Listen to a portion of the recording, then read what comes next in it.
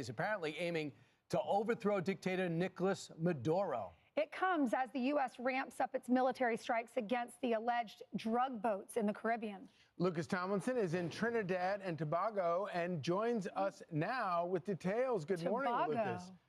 Tobago. Tobago. Tomato, tomato.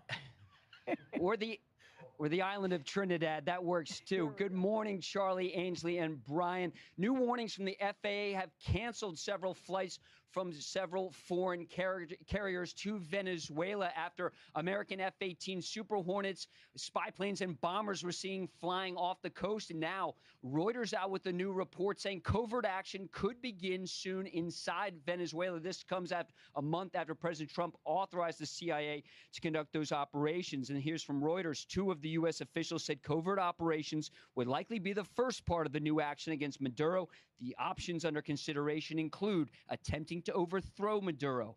Now, Venezuelan leader Nicolas Maduro has remained defiant. Yesterday was his birthday. Late last week, he attended a public rally with college students, attendance likely mandatory. Rachel Campos-Duffy interviewed Venezuelan opposition leader Maria Corina Machado, who, like Trump, says Maduro's days are numbered.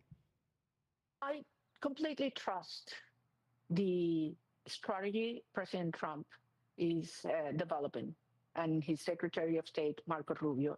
They know very well with whom they're dealing with. I believe that Maduro will get a very clear picture of what are his options and what's the future for Venezuela. Maduro started this war. President Trump is ending this war.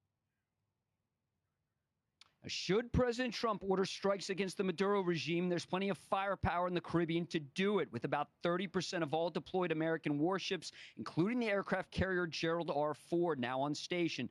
There are over 200 Tomahawk cruise missiles in theater aboard destroyers and U.S. Marines aboard the USS Iwo Jima and other amphibs in the Ready Group. Now, ahead of Thanksgiving, the U.S. military's top officer, the chairman of the Joint Chiefs of Staff, General Raisin Kane, arrived in Puerto Rico yesterday to meet the forces who are part of Operation Southern Spear. So with General Kane in the region, we'll have to see if Secretary Hegseth follows suit ahead of Thanksgiving. And one thing officials have said is some of this buildup in the Caribbean goes beyond the Maduro regime. It's about getting Russia, China, and Iran out of the Western Hemisphere, guys. And how is that not in our national interest? Appreciate it. Thanks so much, Lucas. A lot of firepower. And look, we can't spend a lot of time on this. There's so many big stories today. But just check out the Wall Street Journal. They talk about the headline is South America is turning more right-wing and getting Trumpier. What they're doing is more and more are electing, from Chile to what we saw in Bolivia. Please subscribe to our official channel, USA News,